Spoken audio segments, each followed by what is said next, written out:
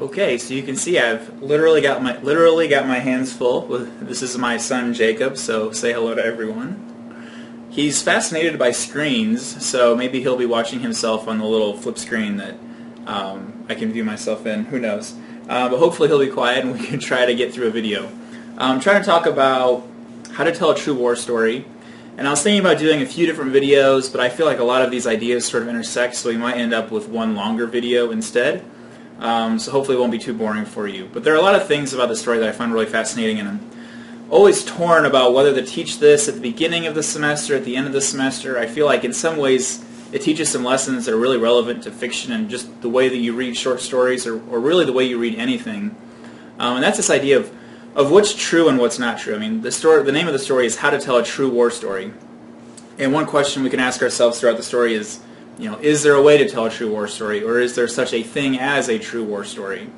And the feeling I get from the story, or from Tim O'Brien, the narrator here, is that there is no such thing as a true war story, at least not something that is true to the spirit of what happened and then is also factually true.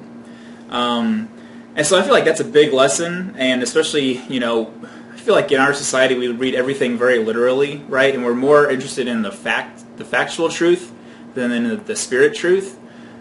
This is a tangent, but I'm a soccer referee, and you have like the 17 laws of the game, but then there's also the spirit of the game, and so you're able to fudge some of the rules in certain situations in order to adhere to the spirit of the game.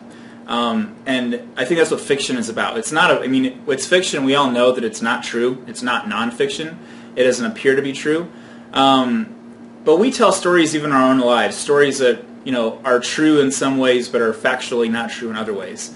And so I think it's important to acknowledge how we read things, or how we expect to read things, how stories are told. And this is really tricky, this line between what's true and what's not true, because of the structure of the stories in this book, this story and the previous one, The Things They Carried.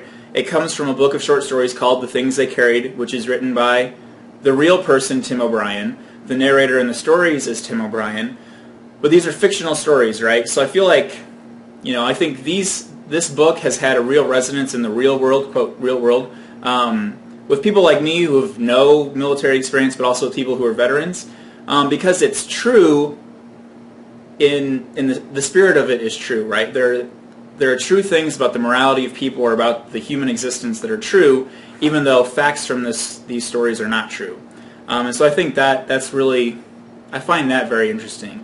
And the fact that sometimes you have to be willing to sacrifice the factual truth in order to get at the, I don't want to say metaphorical, but at the spiritual truth, or at the, I don't know, like at a grander truth, right? Something that is true on a different kind of level, that's true beyond the level of fact.